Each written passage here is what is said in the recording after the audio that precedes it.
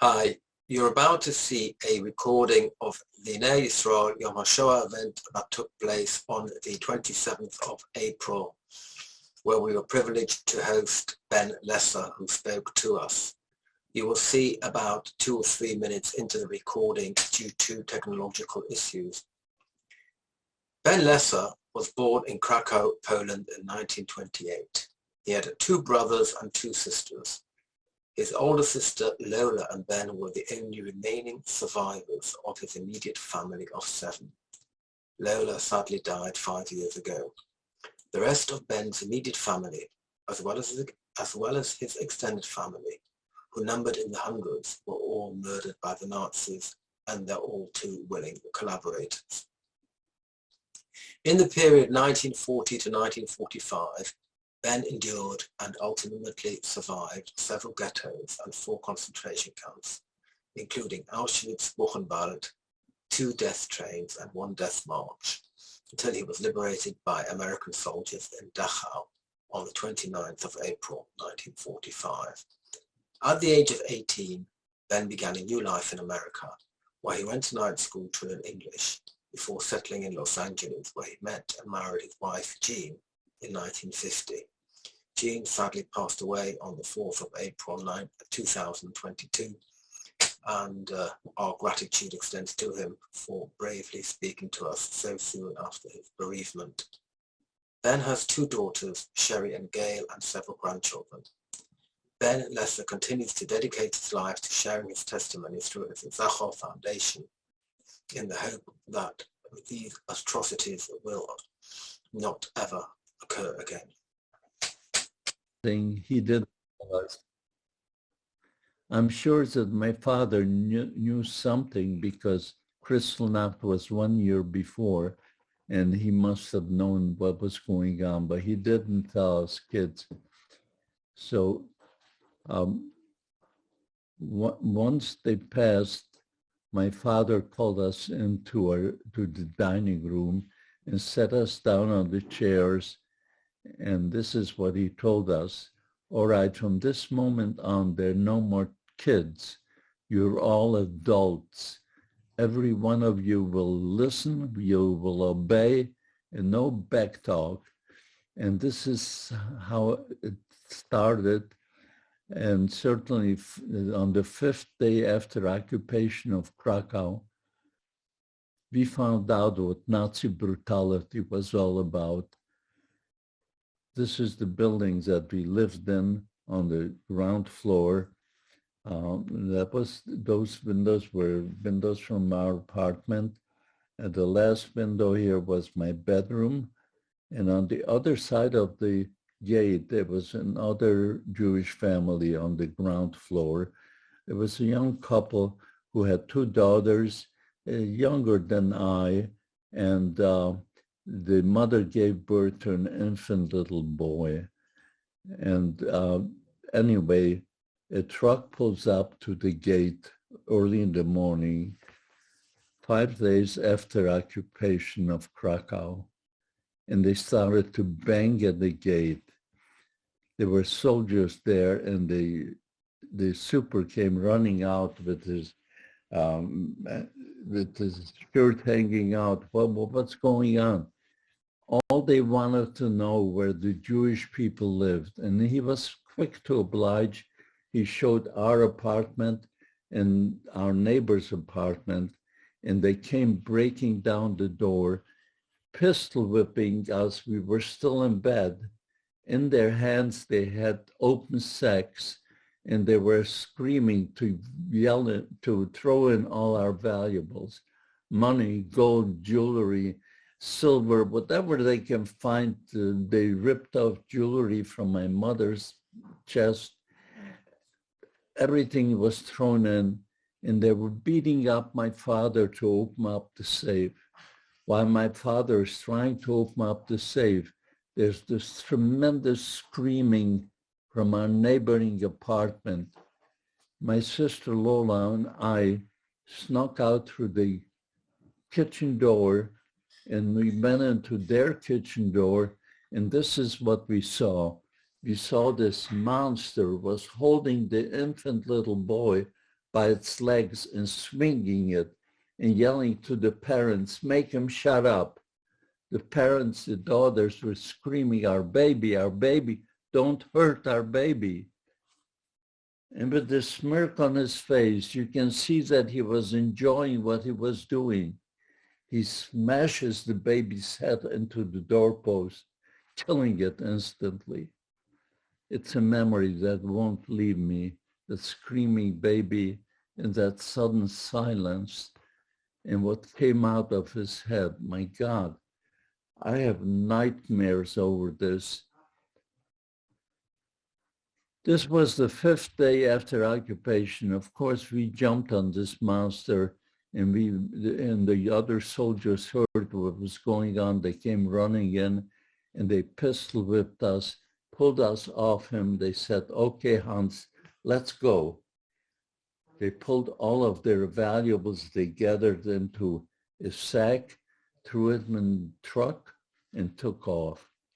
So that was only 5 days after occupation of Krakow.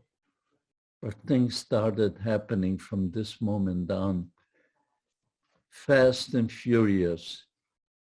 The next ordinance came in. There was a curfew against the Jewish people. We could no longer go in and out from 7 to 7. And it was impossible to travel anywhere.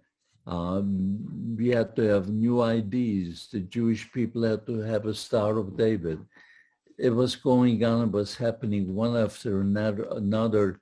And a new ordinance came out where the Jewish people may no longer reside in Krakow. They gave us a choice, however. If you wanted to stay in Krakow, you had to go inside the ghetto. They were making a ghetto. If you didn't go into the ghetto, you had to leave. You can go to a small community, but not in the big city. You can't live anymore. My father was getting prepared to go into the ghetto. His whole family went into the ghetto. And he was packing up things already. We're getting ready to go to the ghetto when a young man, Michael Lieber, comes to my father. He says, Mr. Lesser, you know how I feel about Lola. Someday I'd love to marry her, but please do me a favor and come to the same communities that my family is moving to. Lola was my sister, and she was a beautiful girl. She was only about 15 at the time, but everyone knew that Michael and Lola sort of had an eye on each other. When my father was given a choice to go to Krakow Ghetto or to go to the neighboring community, which was called Niepolomice, he agreed to go to Niepolomice. And it's a good thing that he did, because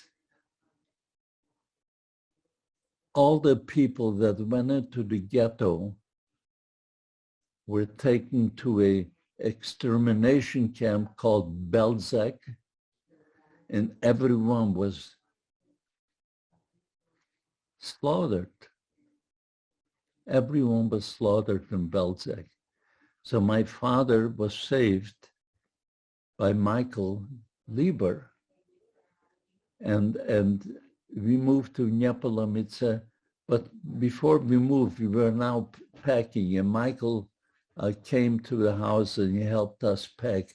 He hired a wagon and a driver, a horse and buggy, and we are now loading the wagon. We can only take what we can lift. Furniture was not allowed, so we had to leave all that behind. But while we're loading, we find out that my father had 1,000 American dollars that he saved up for a rainy day. So he took a sefer, a religious book, and he pasted it between the pages, and he put it in a sack full of religious books. And we loaded up the wagon and we were on our way. As we leave Krakow, about an hour out of the city, we're being stopped. Halt! And two husky Nazis jump on the wagon, and the first thing they wanted to know, do you have any Jewish literature, books? And they saw two sacks full of books. They picked them up and heaved them on the side of the road. They had a mountain full of books there. Every person that did not go into the ghetto had to cross this road to leave Krakow. So they were waiting, and they were sort of confiscating all of these books. They were going to have a bonfire after everybody left. My sister Lola spoke a beautiful German, and she walks up to this monster and she says to him, look, my father is a writer. He wrote his autobiography. Let him keep this one book. He looked at her. Maybe he liked the way she spoke that beautiful German. He says, okay, I'll give you 5 minutes if you can find it. Well, all of us in the family started to climb on that mountain of the book, looking for this one book. All these books looked alike. They were black or brown, leather bound, and we keep sliding down. After 5 minutes, she chased us away. You wouldn't recognize my father. He's got a family of 6 to feed. He doesn't have 1 penny to his name. Not like he can get a job, because Jewish people were not allowed to be hired. He's going to a new community. By the way, we were a family of 7. But my oldest sister, Goldie, was caught in Munkach with her grandparents. My mother's side of the family comes from Munkach, and every year my mother would take us kids to Munkach this summer. In the winter, we would come back to Krakow and go to school, but in summer we would be with our mother's side grandparents. And Goldie, my sister, was with my grandparents at the time, but the war broke out. She got stuck there, which was good because Hungary was a free country. But now my father is going to a new community without a penny to his name. And when we came to this new community, my future brother-in-law rented a house for us, part of a house. It was a apple orchard farmer that owned the house. Part of his house was his. This is the house. By the way, my sister Lola, the one who survived, made all these photographs out of memory 5 years after the war. And this was the sack roof house that we lived in. One side was for us, the other side was the farmer. Between the 2 apartments, there was a baking oven. Everybody would bake their own bread. My future brother-in-law found out what happened to my father, so he brought my father a sack full of flour, 100 pounds of flour, figuring he'll be able to bake bread to feed the family. When my father saw the flour, his face lit up. Instead of baking bread, he started to bake pretzels. Why pretzels? All you need for pretzels is flour, water, and salt. And those ingredients he had. Then he took those pretzels and he went to the neighboring bars. And he offered it for sale. And it was a novelty, so they started to buy the pretzels. And then my father was able to bake bread for the family. And before you knew it, my father became a little baker in that community. I was 12 years old at the time, and I remember baking with him. And we used to bake all kind of goodies in the little community. But that didn't last long, about a year, and Lola and Michael get married. They got married in the back of our yard from our house. This is, by the way, the wedding guests that you see in front of you. And there were more, not all of them are in this picture. Out of all these people, out of 35 people, only 3 of us survived. Lola, Michael, and myself. Here's my little brother, Tully, in the white suit, and he's leaning against my mother. Out of all these people, only the 3 of us survived. The rest were all slaughtered by the Nazis.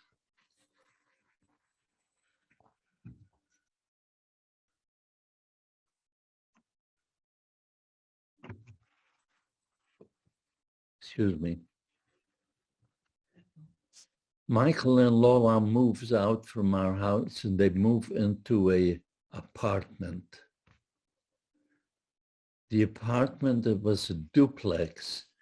The owner of the apartment lived on one side, Michael, Lola on the other side, and the owner happened to be a mayor of that community. He was the mayor of Nyapalamitsa. One day he comes home, he says, Michael, Lola, save yourselves. I heard the rumor there's going to be a raid against the Jewish people either tonight or tomorrow night. When Michael hears that, he goes out and he hires a wagon with a driver, a horse, and buggy. In the middle of the night, we snuck out of our apartments and put everything we could carry on the wagon and we left. The only place we can go was a city called Nyapalamitsa. Nyapalamitsa was a mid-sized city, and there was a ghetto there. That meant we had to go inside the ghetto. That Bochnia ghetto had a very bad reputation. What happened there? Every so often, 2 or 3 dump trucks would come into the ghetto and they would drive the trucks and go from house to house and pull out the children from their beds, throw them into the dump trucks. Of course, you can imagine the parents screaming for their children, the children screaming for their parents. And as they filled up 2 or 3 dump trucks, they would pull out of the ghetto. The parents were running behind these trucks and screaming for their children. But these cultured people had machine guns at the end of each truck, and they would mow down the parents running behind the trucks. Now that resonated throughout Europe. Stay away from Bochnia Ghetto because of these atrocities. But we had no choice. We had to go in there. And it's a good thing we left Nyapalamitsa, because the night after they had a raid and trucks were going from house to house and pull out the Jewish people, throw them into their trucks, take them to the forest, and the men were given shovels. They had to dig a big ditch, and everyone was murdered. How did we find this out? After the war, Lola and I, who survived, went back to Nyapalamitsa to find out what happened to all the people. And we found out from people who went to the forest to pick mushrooms and berries every morning, we found out that they witnessed it. They saw the trucks pull in. They were hiding behind trees, and they were telling us that the ground was moving for 3 days after. So It's a good thing we left Nyapalomitsa, but we are now in Bochnia, and the driver unloads our wagon in the middle of the street. We sit there, and all of a sudden, Michael sees his school buddy, a friend of his by the name of Farber. And Farber happened to be a Jewish policeman inside the ghetto. He had a uniform. He had no weapons, but he had a baton. These policemen, their job was to keep order inside the ghetto. And Michael says to him, what are you, Farber says to Michael, what are you doing here? Michael tells him the story.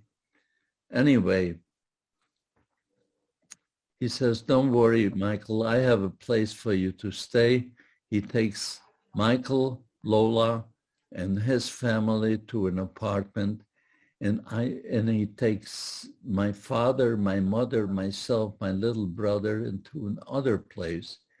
Now, just to give you an idea what ghetto living was like, he put us into a room, a big room, with 8 other people. So now we were 12.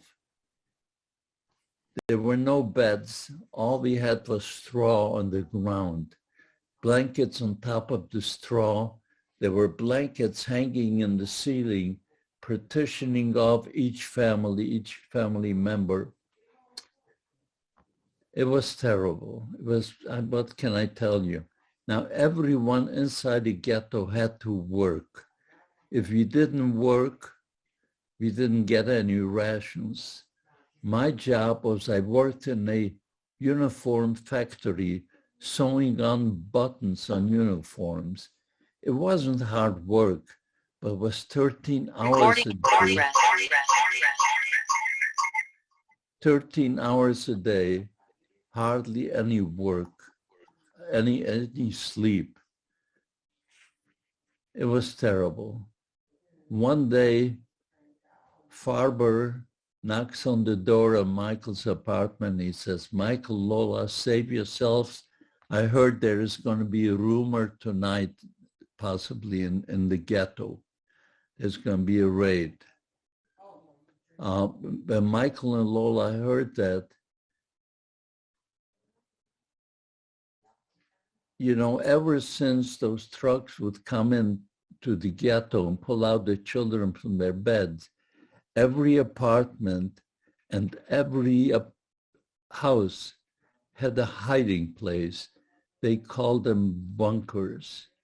This is when we found out that our bunker in our apartment was a piece of furniture where you hang your coats and jackets. It was the only nice piece of furniture in the room among the other junky pieces of furniture. Yes, this was the piece. You open up the door and you push the clothing apart. There was a hole in the back panel. That we pushed the back panel apart, there was a hole in the wall. And then the last person would close the door, push all the closing back, close the back panel, and we stood there, 12 of us, freezing,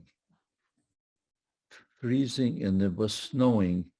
We were standing there and jittering. Lucky for us, the outside of the buildings were connected, so they couldn't see us. But the roof was open, the ceiling of the roof was open, and it was snowing. And all night long, we stood there and we heard shootings, dogs barking. We heard our neighbors are being torn apart by these dogs, screaming, shooting all night long. Towards morning, it got quiet. When it got quiet, we dared to come out. And as we came out, this is what we saw. We couldn't believe our eyes. We saw dead people laying in the snow. We saw a woman and a baby, an infant, torn apart by dogs. people going around with push carts and picking up these bodies and pieces of bodies and putting it in push carts and then taking it to the ghetto square, and they piled it up as high as they could. And these cultured people came with gasoline cans. They poured gasoline over these bodies, and they started a human bonfire in Buchenwald Ghetto Square. What can I tell you? It was impossible. The smell, the stink, and the screaming and the yelling. That people were still alive, some people, and most of those trucks just pulled out with. They were grabbing anyone that would come into the truck. They loaded them in the trucks, but anyone found hiding, they were simply shot or torn apart by dogs. I knew that Michael and Lola were hiding in a doghouse. You heard right, a doghouse.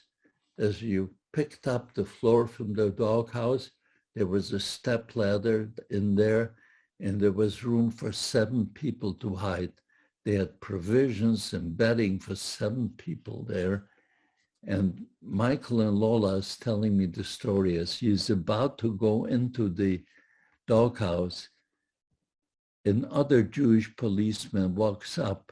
His name was Morris Schiller. He walks up to them and he says, "Michael, I know about your hiding place in this doghouse. Unless you take my mother and my sister along with you, I'm going to call the authorities." Well, there was only room for 7. Now there were 9.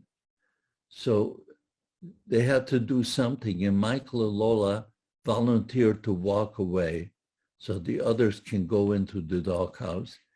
The mother ran after him. "You can't, because look, you're newlyweds, you have your whole life ahead of you. I lived my life, let me stay out." Michael and Lola wouldn't hear of it, and they just walked away. As they're walking away, this other Jewish policeman, Farber, sees them. He says, "What are you doing? Why aren't you hiding someplace?" So Michael tells him the story.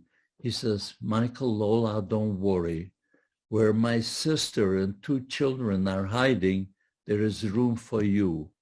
So Michael and Lola went, and they took him to a leather tannery, And above the tannery, they had a water tank. He says, "My sister and her 2 children are hiding in this water tank."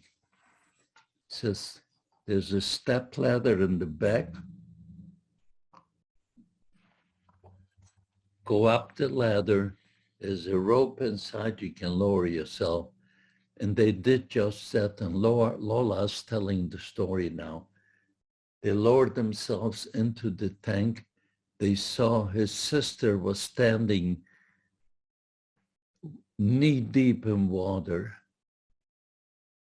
Her daughter is standing knee high, waist high in water.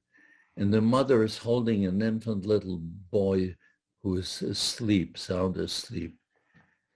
Lola picks up the little girl from the mother, and Michael picks up the little girl from the floor, and they were standing there all night long together, shivering and shaking in ice cold water and screaming and yelling and shooting. They heard the same things that we heard, dogs barking. Towards morning, it got quiet. When it got quiet, they heard a knock on the tank. That was a signal, it's time to come out, it's free. And they pulled themselves out.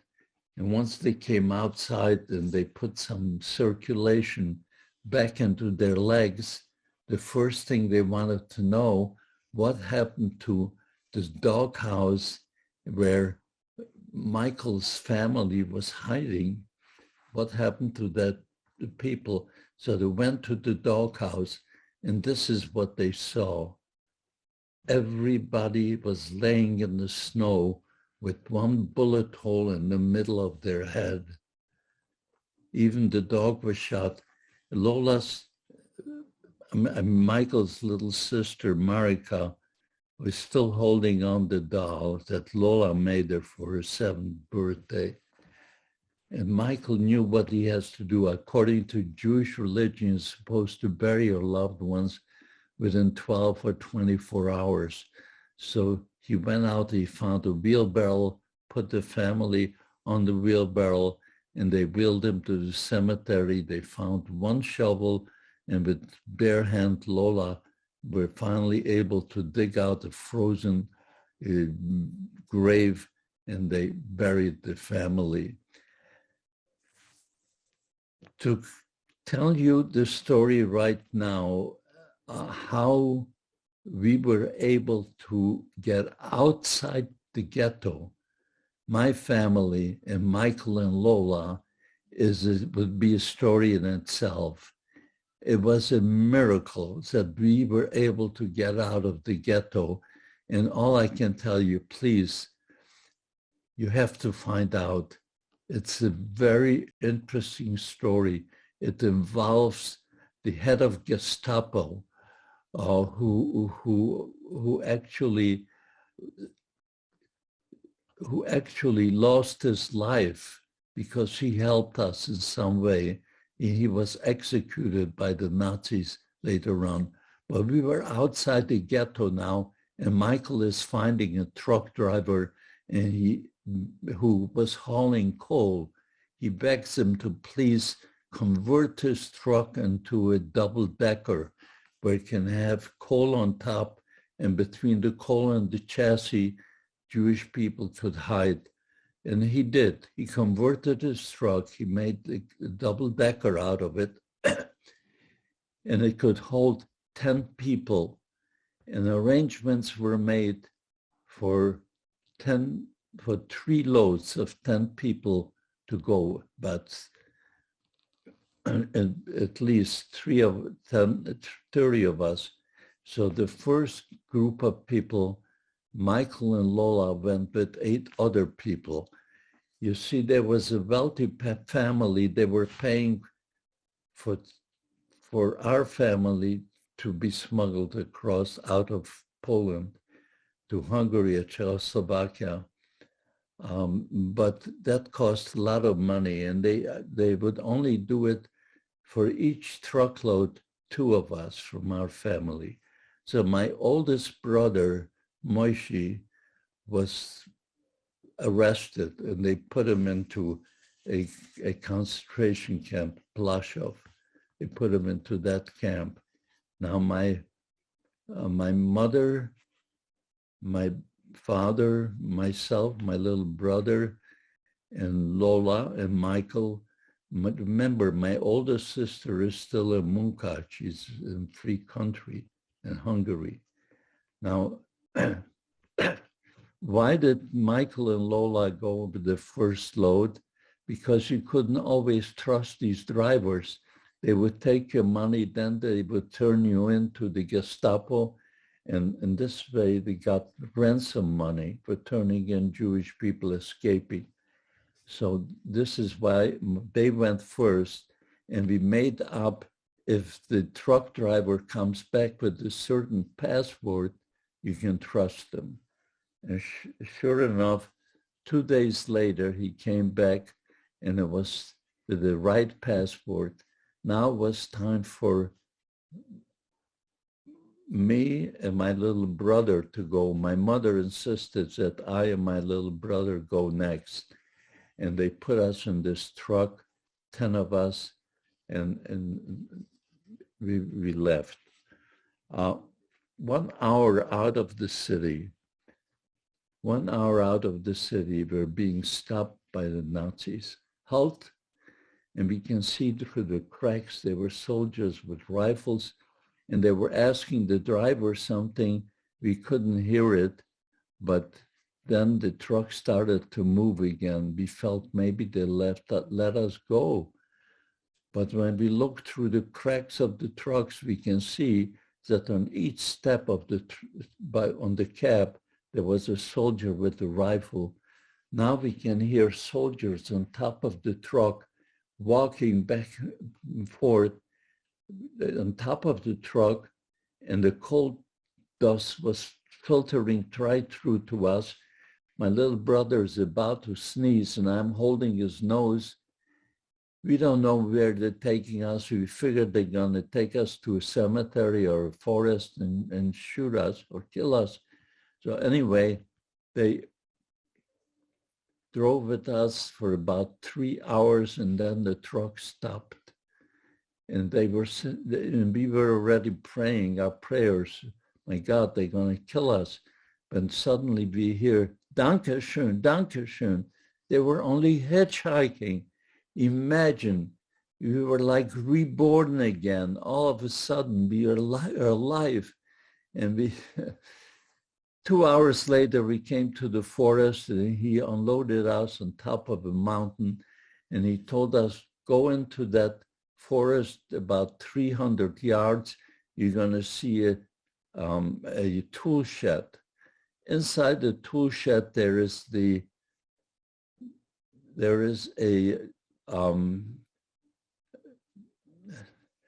inside the tool shed Forest is the ranger.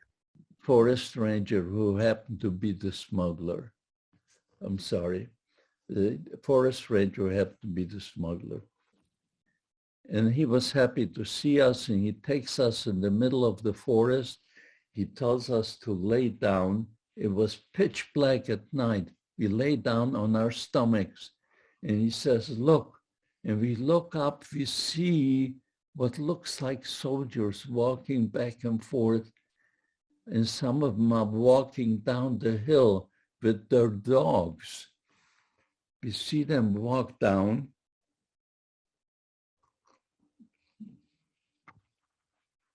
And you see, it was 3 a.m. in the morning, and the smuggler knew that at 3 o'clock they walk down the hill and they meet fresh soldiers who go up the hill, and they change places, but that takes a little time. During the 5 minutes that was time to cross the border, which we did. We shimmied our way up, and he picked up the barbed wire. He was holding the barbed wire. We crossed it, and he told us that on the other side of the barbed wire, there is a big ravine. Be careful. Don't allow yourself to tumble, because if you do, it's all over. They're going to hear you. Sit down at the edge, hold hands, and slide down, which is exactly what we did. We sat down, and it was pitch black. You couldn't see your hand in front of you. We sat down, holding hands. We slid down, and then there was a plateau, and we stopped on the plateau. I asked my little brother, are you okay? He says, yes. When all of a sudden, somebody taps me on my shoulder, I jump out of my skin. Who in the world, in the middle of the night, out of nowhere, what are you doing here? He says to me in Yiddish, he says, Beinish. No one except my immediate family call me Beinish. Otherwise, I'm Benek, Bundy, Ben, but not Beinish. And he says, I'm your uncle, your mother's brother. Mother's brother, Bela. Bela, what are you doing here in the middle of nothing? How did you find me here in the middle of this darkness? He says, when your sister Lola and Michael crossed 2 days earlier, they looked me up and they told me exactly where to find us, and I waited here for you, and I'm going to take you across the border from Hungary, from Czechoslovakia now to Hungary. Now, that's a story in itself, and I don't have enough time to tell you that because it could take another half hour. So please, if you get a chance, read my book. You'll love it. But we are now in Budapest, and I meet my my sister, Lola, and Michael, my brother-in-law, and we were very happy to see each other. He had dinner for us, and the next morning we had to go into the police station and sort of get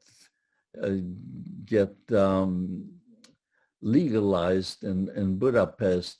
My uncle would vouch for us because we were still minors.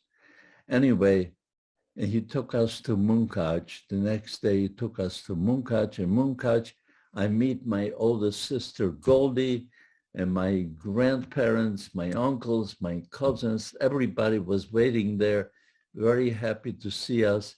One of my uncle asked me and my little brother to stay in his house.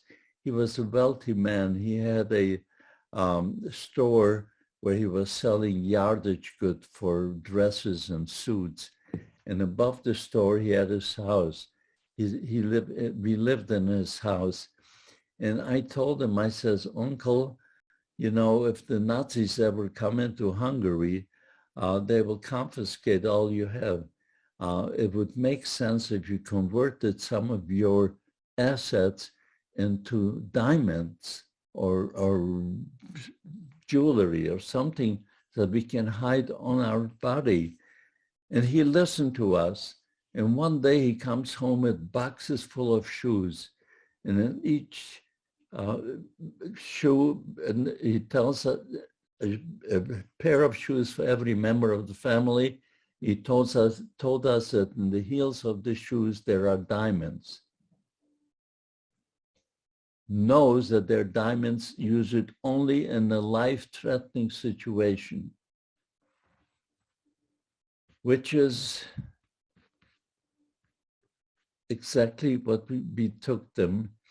And we were waiting for our parents. 1 month, 2 months, 3 months, 4 months, nothing happened. Finally, somebody came across who knew them and told us the story that as they were getting in the truck, one of the neighbors, a farmer, saw, and they called the Gestapo, the SS, and they pulled them out.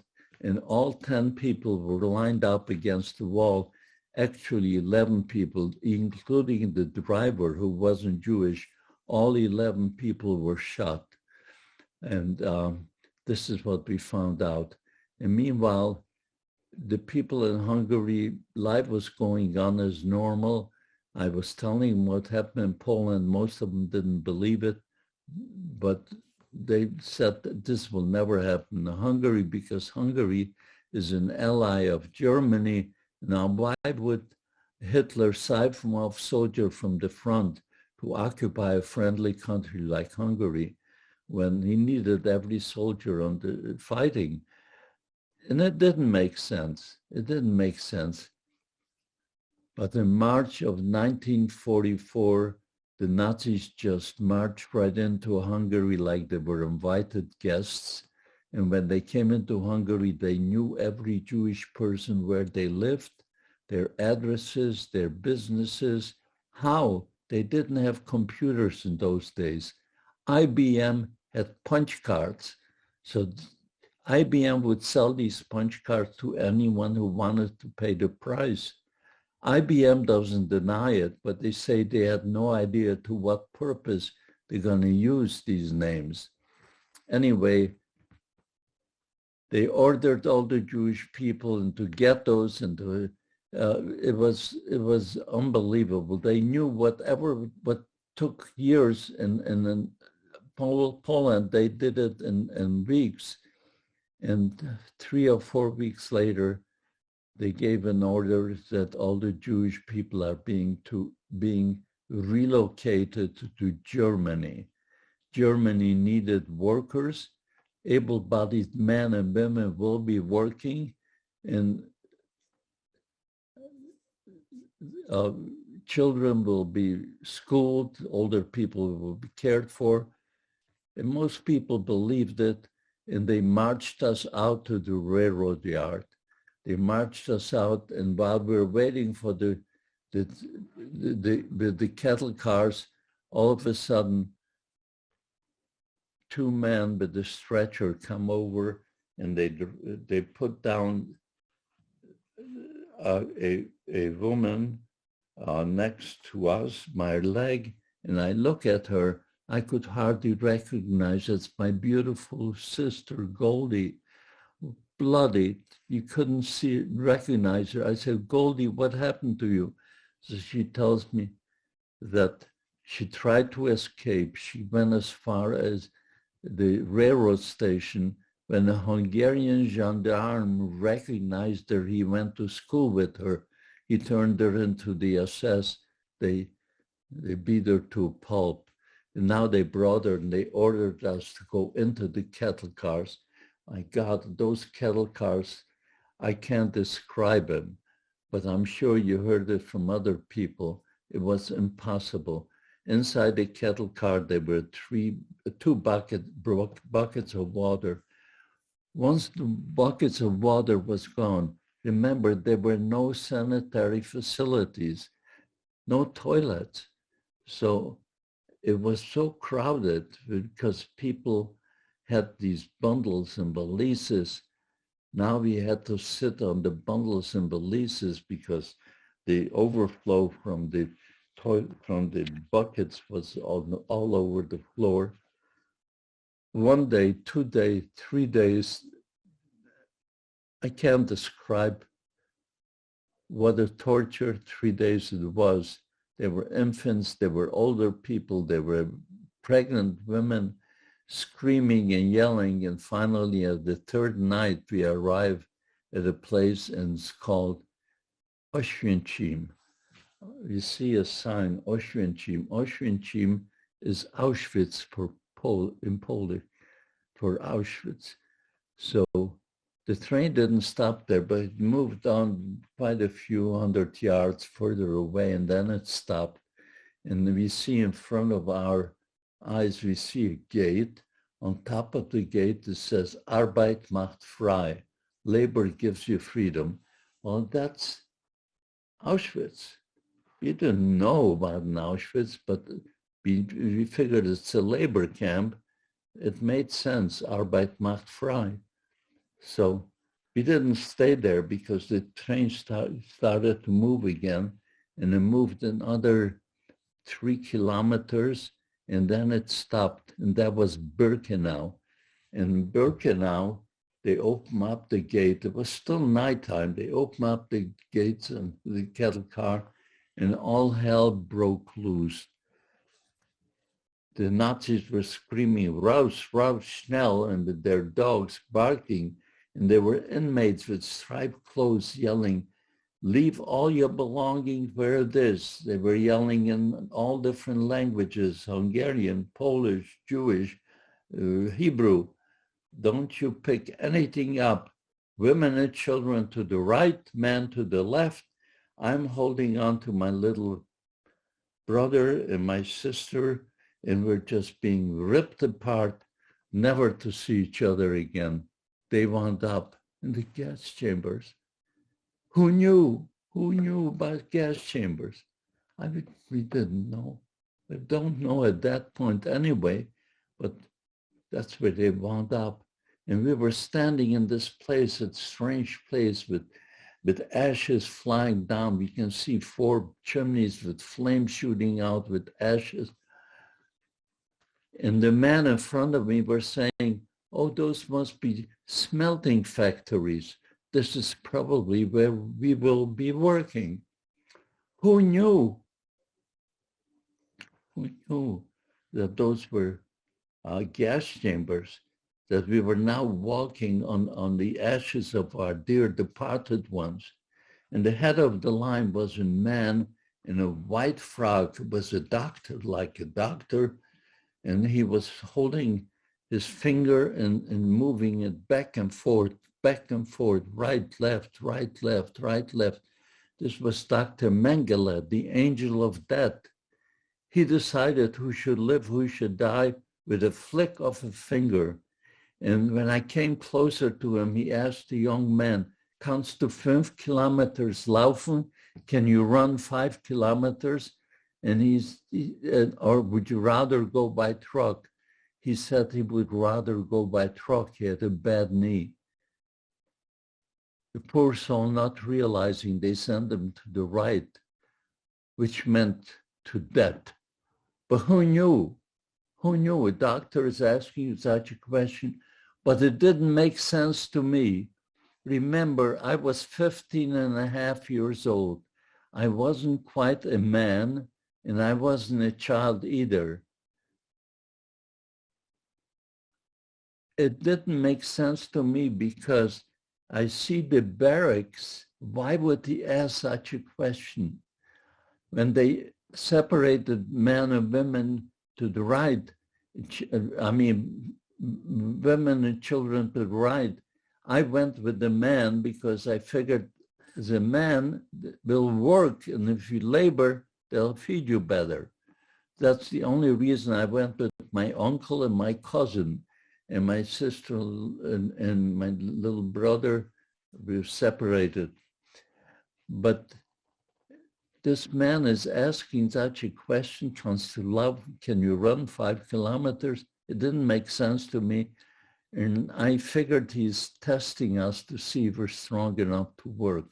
So I asked my uncle, my cousin, whatever he asks you, tell him you're strong, you can work, you're healthy, you can run, okay?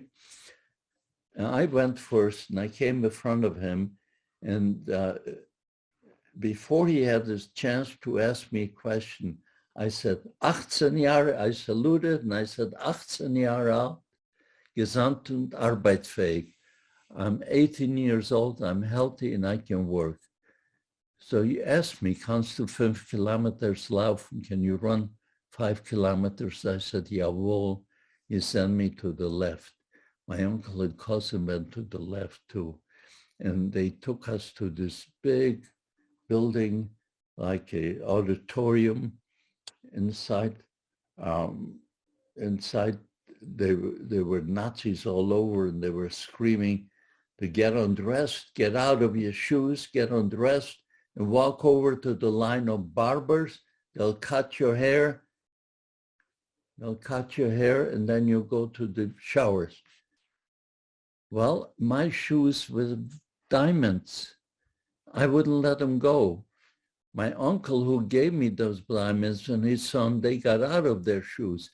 But if you can picture this, I'm naked, and I'm walking over to the barbers, the beautiful pair of black shoes on my feet, and they didn't say a word. They just cut my hair. They weren't exactly gentle either, all over my body, and they sent me to the bathhouse. I went in with my shoes, and I showered, and then they gave us my ID, which was number 41212, which was my number. They didn't tattoo us. They didn't have time because the influx of the Hungarian Jews were so fast that they just gave us a number on a tag. And they gave us striped clothes, and inside they had a pair of shoes with canvas on top, wooden soles, canvas on top. I got into those, and I put my shoes under my jacket, and I walk out. I walked to the barrack. When I came to the barrack, they lined us up in rows of 5. The Stubenmeltester comes out. He counts us, and after he counts us, this is what he says to us. It was still 9. He says, "Ha, you Hungarian Jews, you think you're here on vacation? Think again. You see those chimneys, those ashes flying all over, those are your mothers, your fathers, your brothers, and your sisters. And if you don't behave, you'll wind up like those ashes." I couldn't believe. My sister, Goldie, my little brother, Tully, ashes. Oh, how is it possible? This is the 20th century. These are cultured people. They're just burning people, ashes. Anyway, he ordered us to go inside, take a bunk. We took an upper layer, upper bunk, on a bunk, upper shelf. We laid down, and the three of us fell asleep. We fell asleep.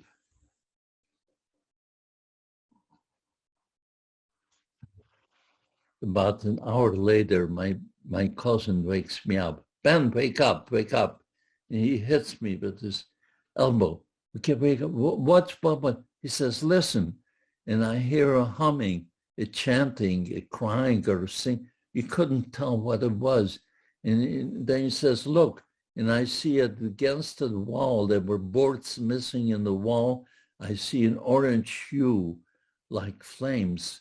And I says, I'll find out. I went to the Stubenälteste who spoke a broken German, but I can tell that he was from Polish, the Polish inmate. So I went to him and I asked him, what's going on? He told me all about it. He couldn't stop telling me. He says, you Hungarian Jews, you have no idea what was going on. 6 months before Hungary was ever occupied, in Auschwitz, they knew that they're going to occupy Hungary because they made us dig ditches, fiery pits for the influx of the Hungarian Jews. And this flames that you see, they're screaming, those are the fiery pits right next to you. And he was telling me all kind of things what happened in Auschwitz. My God, I'm sure most of you heard, they had to kill so many people every day. It was like a race between those death camps who would kill more people.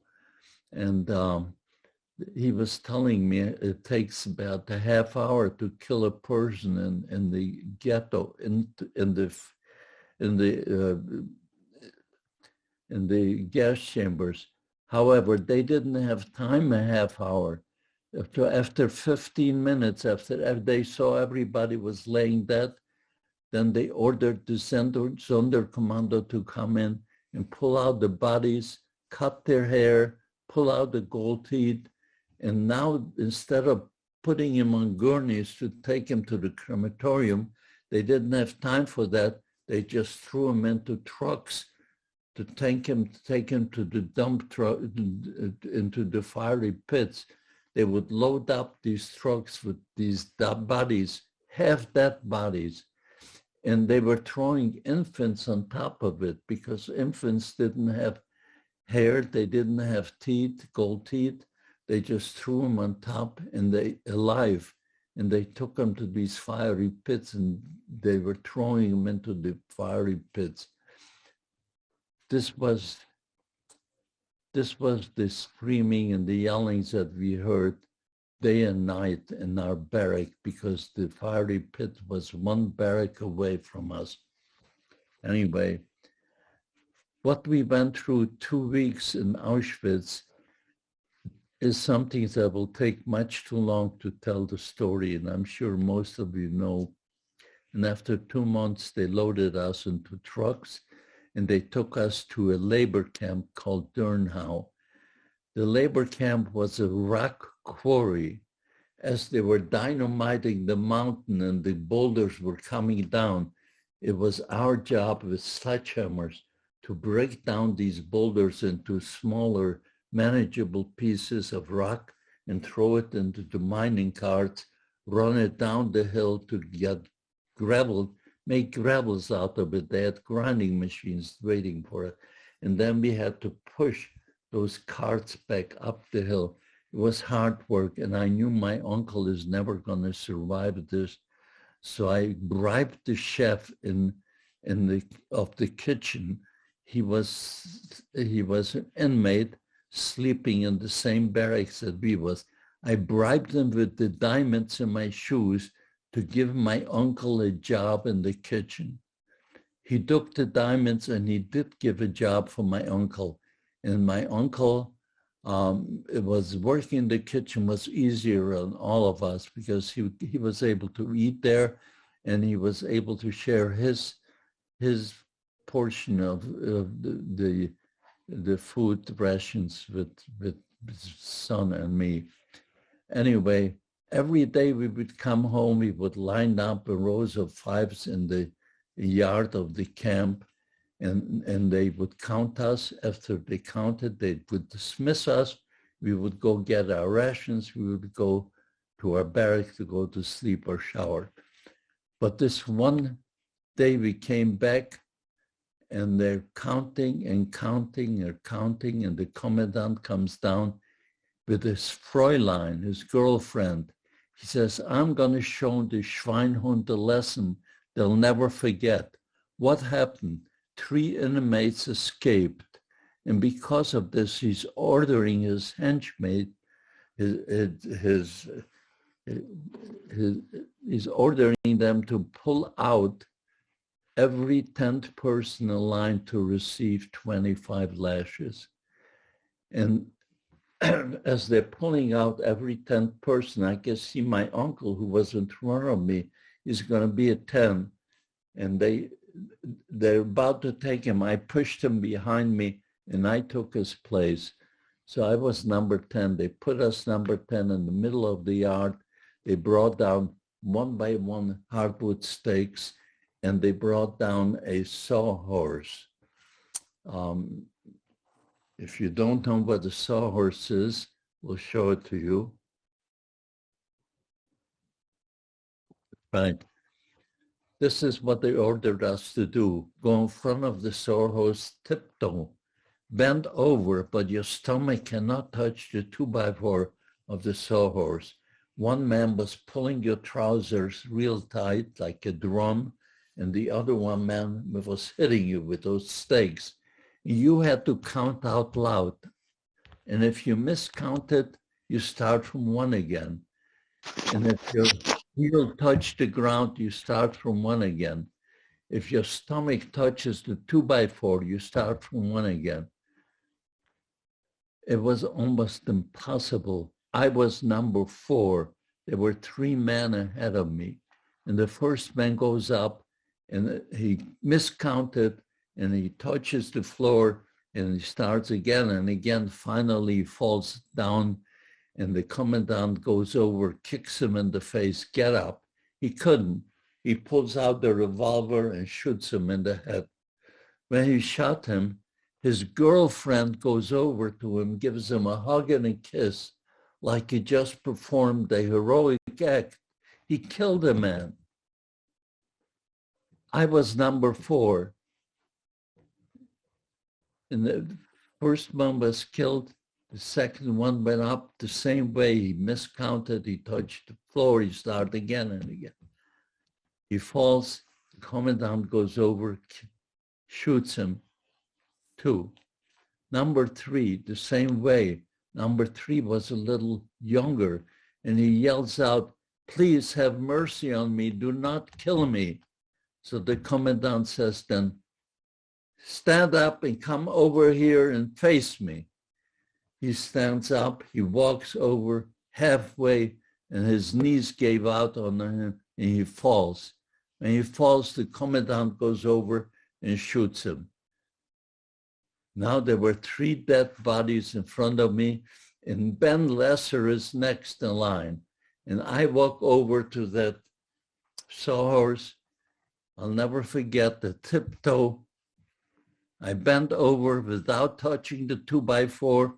One man is pulling my trousers, and the other one starts to hit. And I yell, 1, 2, 3, 4, 5, 6, 7, finally 20, 21, 22, 23, 24, 25, 25. I made it. No one could believe that anyone, you can hear a pin drop in that camp. They couldn't believe anyone could survive this. The man who was pulling my trousers tells me in Yiddish, "Go over and thank him." So I stand up, blood is running down my legs, and I walk over to him, I salute, and I say, "Danke schön, Herr Kommandant." When he hears that, He puts his arm on my shirt collar, twists me around to face the number 10s who are still to be beaten. He says, now I told you it could be done. If you do it like this, Junge, you have nothing to worry about. While this is going on, there's a commotion at the gate. They caught those 3 inmates and they were pulling them in. You couldn't recognize them. And when the commandant saw that, just like a child who gets sick of a toy, he got sick of us number 10. He told us all to go back in line. He orders his henchmen to bring down a portable gallows, and we had to watch how they were hanging each one individually. I'll never forget the third persons that they put the noose around him. He was a younger man. He screamed out, Shema Yisrael Adonai Eloheinu Ad Hashem Ech. And when they heard it, they kicked the stool out from under him. They wouldn't let him finish the last 2 words, Ad Hashem Echad. They were such sadists. And they dismissed us like nothing ever happened. And we went to our barracks after we got our rations. We entered our barracks. For weeks, I could not lay on my back. I had to lay on my stomach because I was full of welts in my back portion. One night we hear cannon fire. The front was closing in. And that morning we report to work. There was a loudspeaker saying, no one is working today. The camp is being evacuated. Line up in rows of 5 and march out of the camp. My uncle was already in the kitchen. We couldn't say goodbye to him. We never saw him again. They marched us out. That was called the Death March. Why did they call it the Death March? If you could not keep up pace with the soldiers, they simply shot you. And all night and all day long, we heard pop, pop, pop. And this Death March lasted.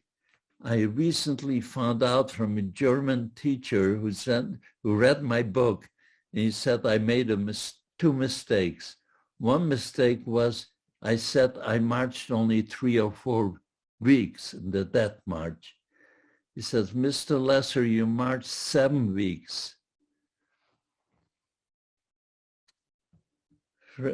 He says, from one camp to Buchenwald, it was 470 kilometers, and it was 7 weeks on the Death March. And then he told me in other mistakes that I made in my book. I'll get to that in a minute. Anyway,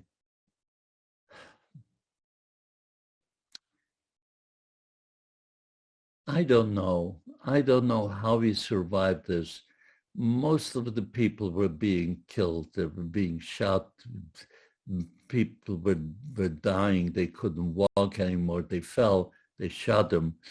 And my cousin couldn't walk anymore. He says, please let me sit down in the snow and they're going to shoot me. It's be over a bit. I can't take it. He says, I told him, no way you're going to do that. And he and I sort of pulled him along for another week or 2. And the last week almost everybody, shoes fell apart. So we had no shoes. We were walking and marching in the snow, barefooted in the snow. And you had to keep up pace with the soldiers or else they shot you. And after 7 weeks of this, we arrived at a place called Buchenwald. And Buchenwald was a major concentration camp. They counted us and they told us to go into this barrack. They're going to feed you and you're going to be able to sleep there and then you're going to take a shower. But next morning at 8 a.m., you have to be back at the same place. This picture is of me inside the shower of Buchenwald. I guess it's me. It looks a little like me, so who knows? But there's a whole story behind that, and I don't have the time to tell you about it right now. Anyway, next morning, we lined up in a row, and they counted us, and they marched us out because Buchenwald is also being evacuated, and we see cattle cars lined up, and they count 80 to a cattle car, and they order us to march in. I push up my cousin, and I tell him, find a spot against the wall, because I remember going to Auschwitz, and there was people around me. It was terrible. So against the wall where we can rest our back against the wall. And he did. He found a spot, and he saved the spot for me. And they closed the gate to the cattle car. An hour later, they opened it up, and they threw in 80 breads, a bread for each person. If you can picture this, the people next to the door were grabbing 3 or 4 breads. And I was against the wall there with my cousin. We had nothing. We don't know where we're going, for how long. I had to get a bread. So I started to climb over the heads on the inmates to try to get to the door to wrestle out the bread from somebody who had several. While I'm climbing, one man had a knife, and he punches me in my throat. I feel blood is filling up my mouth, but I couldn't let go. I had to get a bread. So I keep climbing, and finally, this man had about 4 or 5 breads. I pulled one away, and he didn't like that, so he punched me. But I put it in my back pocket. I come to my cousin. He says, what happened to you, Ben? You're bleeding. I put my finger here. It went right through my tongue. It was a big gash. To this day, I still have a mark on my chin here because I was skinny. It was the middle of my throat. Now it's over my chin. So anyway, 1 week, 2 weeks, I was smart enough, and I was rationing out that bread between my cousin and me, the size of a half an egg each day. It lasted up 2 weeks. I had to do it in the middle of the night so no one can see it, because if they knew I had bread, they would kill me for it. People were dying all around me. But after 2 weeks, we were out of bread, and the train was shuttling back and forth for another week. And finally, we arrived at a place. They opened up the gate, and they ordered us to come out. Anyone who can walk into the camp of Dachau. We arrived into Dachau.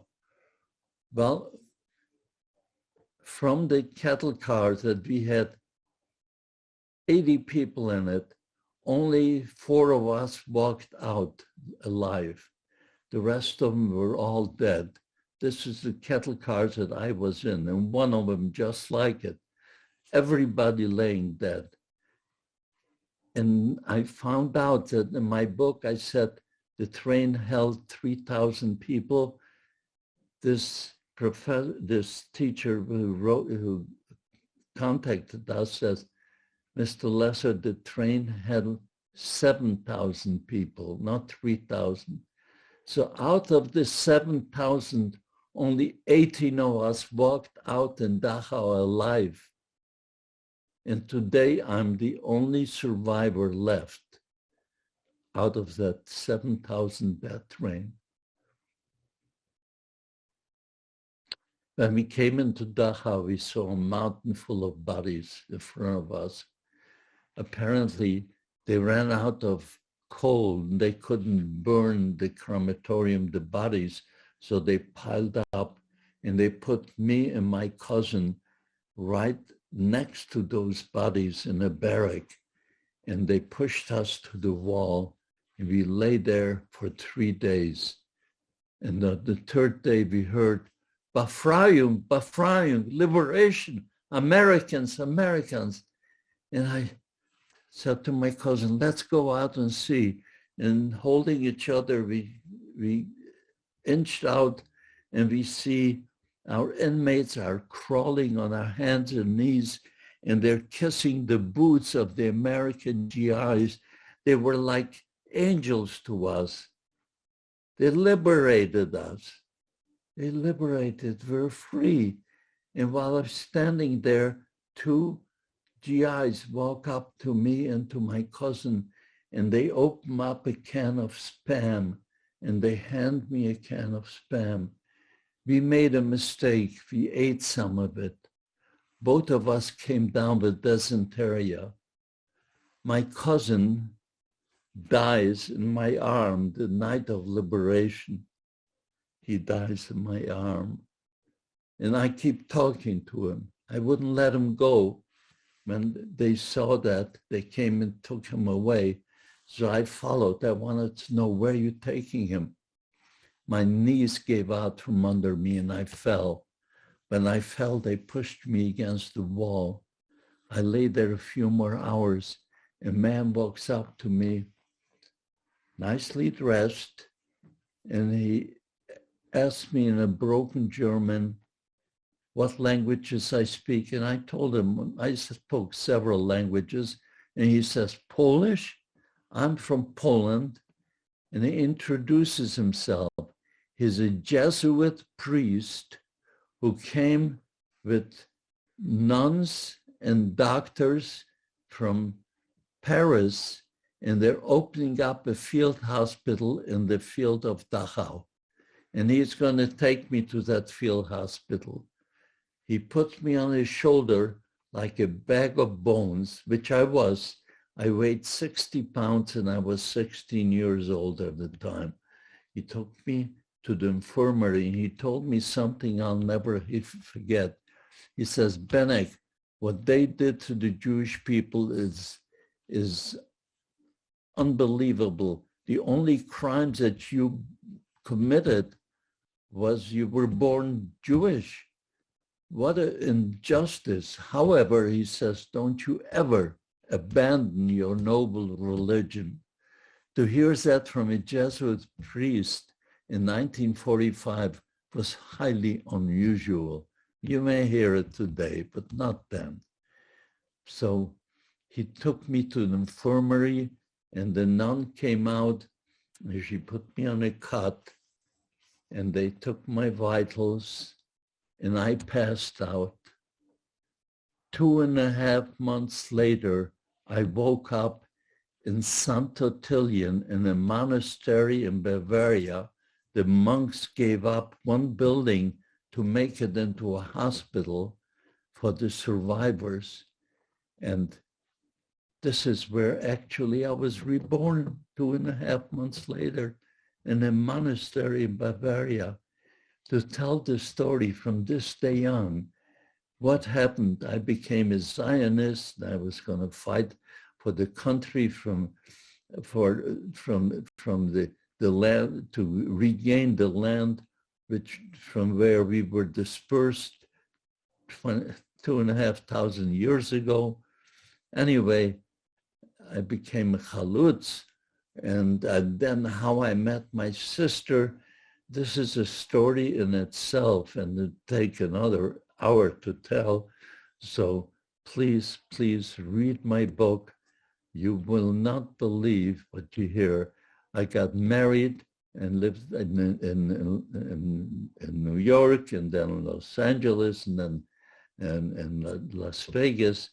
I have a wonderful family now, and I have 4 grandchildren and 5 great-grandchildren.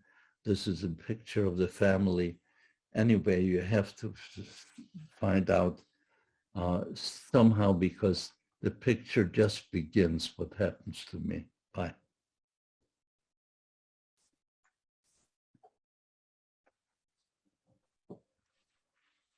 Well, thank you very, very much.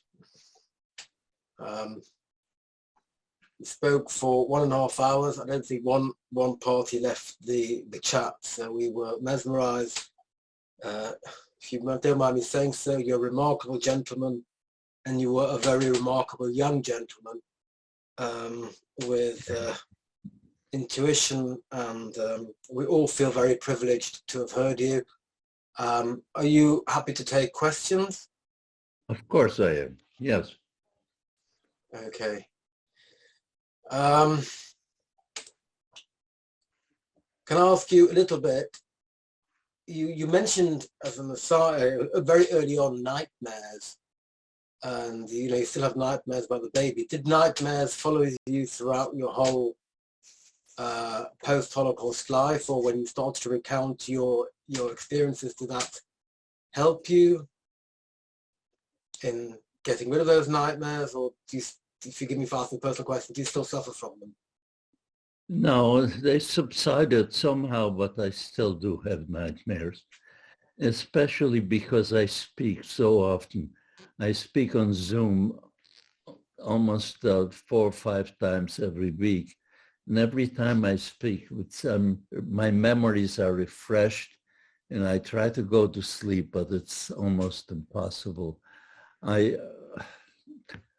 got used to it. Almost every night it comes back, different parts of my past. And yes, I can't get rid of that. No, I appreciate that. I think, do you want to tell us a little bit? I know your post-American life will be covered, and I make the point again to refer the audience to the chat where the links are to your book, which I'm certainly buying, and I think everybody should buy, and they should also buy it from your foundation to ensure that you get, that your foundation benefits as opposed to Jeff Bezos at Amazon. Thank you. Do you want to tell us a little bit what, I understand from Gail that you didn't speak much about your experiences. What prompted you to speak out and to carry on speaking out? What must be, just to say it, to hear it is difficult, to say it must be worse, and to endure it is beyond imagination. So what prompted you to break your silence? Yes, right after the war came to America, I didn't want to talk about it, especially after I had 2 daughters, and I didn't want them to grow up feeling that they are different than any other American child. I wanted to make sure they went to public school, they mingled with all nationalities, which they had friends, all kind of friends. This is the way I wanted it, until my grandson comes to me one day, calls me up, he says, "Papa, my teacher heard that you're a Holocaust survivor. She was wondering if you would come out to talk to them." He was in the 5th grade. And well, at that point, my daughters were grown up, and they had children of their own who were growing up. It was time to tell. And I said, okay, I'll go. I remember going there in 5th grade, and when I was about to open the door, it was like walking into the principal's office. My hands were shaking. What am I going to tell 5th graders? Are they going to have nightmares? Anyway, they gave me from 10 to 11 to speak. And I came in, I spoke from 10 to 11, from 11 to 12, and the school bell rang for lunch, and the kids did not move. They were glued to their chairs.